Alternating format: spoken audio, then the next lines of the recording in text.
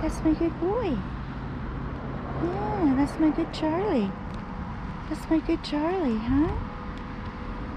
That's my good Charlie. Yeah, good boy. Looking good, Charlie. Yeah, looking good. Yeah, good boy. Yeah, good boy. Good boy. There he goes. Okay.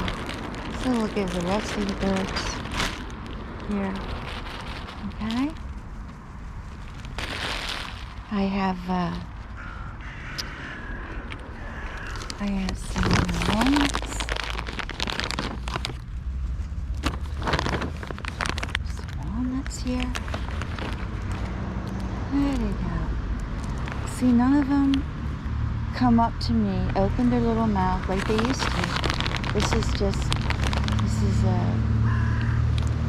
There's poor birds here have been so damaged.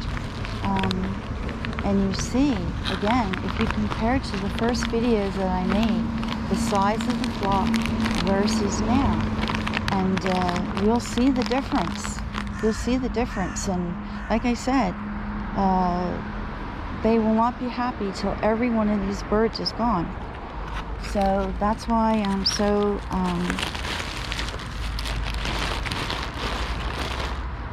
adamant about getting this story out into the open to garner some support so that I can stop the killing, because they won't stop. And when wintertime comes and the birds get hungrier, and they'll eat anything that's put down, they'll be totally wiped out. They were murdering them all winter, okay? It didn't matter. Winter, spring, fall, whatever. And this is our little group of sparrows we have left. Again, at least 1/3 of this little flock is gone. And not only that, when I used to come, before I left for Frankfurt, Germany, to visit my son, these birds would immediately come down or fly to the field to take what I put down.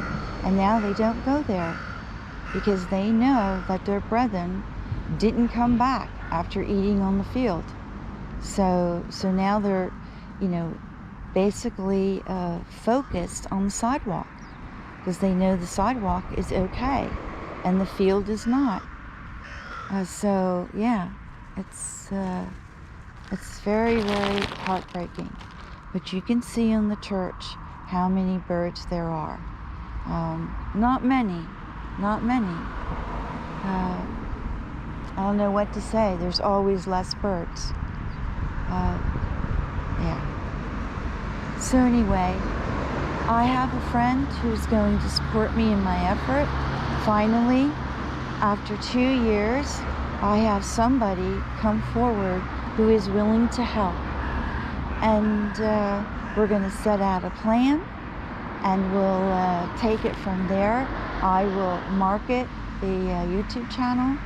And I will try to solicit help from PETA and other animal organizations.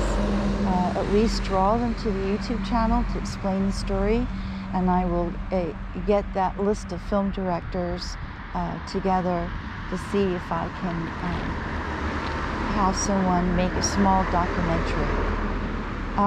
Without an editing program, I don't think I can accomplish it. My skills in movie making are very minimal at best. So we'll see what happens. But anyway, here's the last look of the little birds. Wonderful, wonderful creatures. Smart, loyal. I can't think of enough words to say how wonderful these birds are and how persecuted they are. Yeah, but like I say, I liken it to groups of people across the world that have also been persecuted for being intelligent and motivated and successful. Obviously, crows are a very successful species, and one of the few that really, unlike domesticated animals, it's wild birds, that actually can live alongside man, or I should say, they survive alongside man. Many of the wild bird species cannot survive the infliction of man on their environment. So you see, the group is severely diminished. I hope that you understand this.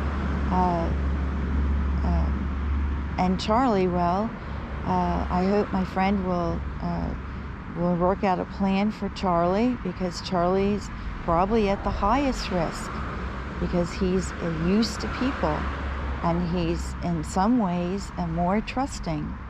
So yeah, but he's not as trusting as he used to be. My goodness, that bird used to jump on my shoulder and untie my shoelaces, and he would stand there and open his little mouth like a baby, and sometimes I had to put the food right in his mouth.